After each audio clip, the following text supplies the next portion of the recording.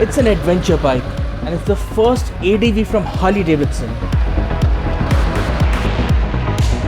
The all-new Pan America 1250 is a part of a well thought out plan from Harley Davidson to not just get into a new adventure segment, but also to operate in new markets as well as include more Harley Davidson fans into the brand. It's a motorcycle which is a complete departure from what a traditional Harley Davidson should be, or rather used to be. So what does the name Harley Davidson mean to you? A big burly cruiser with gleaming chrome? That's exactly what my wife thought when I had gone to pick up the bike yesterday. But I thought you'd gone to pick up a Harley, she said. Yes, ladies and gentlemen, it's a Harley, not a cruiser, no gleaming chrome, and it's the first ADV from a brand which is known for its big heavyweight cruisers. There are two variants of the Pan America and a test bike is the base model, but it's suitably spec'd with all that you need. The 47mm upside down forks gets full adjustability on compression, rebound and preload.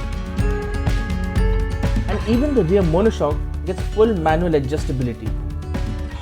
But the engine, hardware and electronics on both variants are more or less the same.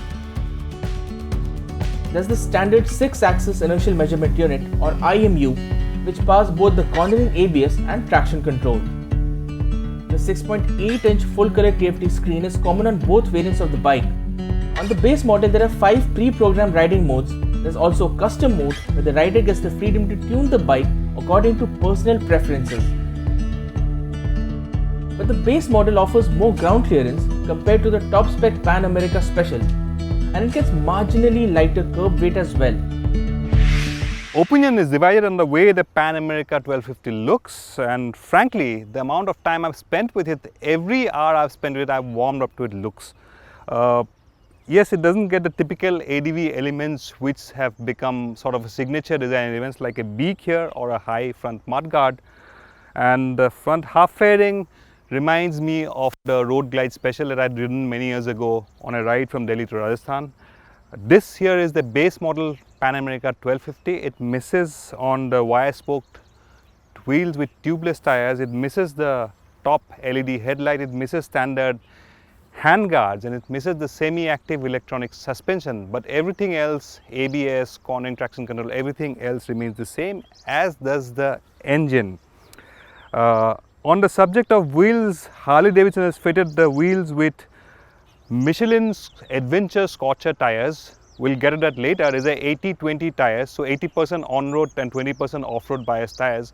So with the same tires, you can do tarmac riding and you can do a fair bit of off-road riding as well. We'll talk about that once we get to ride it. But for now, I think it looks different from the sea of adventure motorcycles out there in the market, and that's a good thing. At low revs, the Pan America's motor is almost docile, but as the revs climb, the monster awakens. And even before you get anywhere near the red line, this Harley feels like a properly quick machine. On the highway, the Pan America 1250 is stable and disguises high speeds pretty well. The adjustable windscreen offers good protection, and it will be up to the task to cover a lot of distance over a day's ride. The new Revolution Max 1250 has dollops of power, and there's ample punch everywhere at highway speeds. Make no mistake, it's a properly quick machine despite its mass and size. Show it a couple of corners and it's eager to lean despite its near 250 kg weight. And where the road ends, the Pan America 1250 is up to the task to gobble up rough terrain. In fact, it doesn't feel top heavy as some ADVs do, and it's actually quite a capable off-road machine.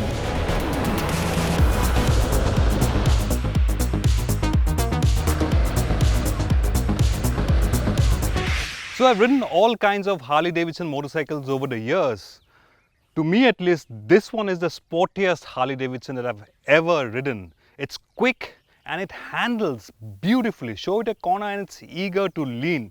And that Revolution 1250 Max engine is liquid cooled, it's got variable valve timing, and it's got the punch to keep you entertained all day long. For reference, let me tell you this, 4000 RPM you'll be sitting at 100 kilometers per hour on the highway. 6,000 RPM, you'll be well over 150 kilometers per hour, very effortlessly cruising.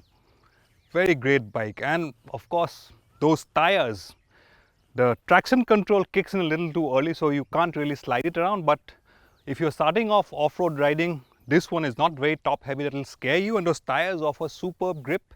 80-20, yes, but for beginner level off-road riding, great bike. So great tourer, great off-road manners, fantastic fun.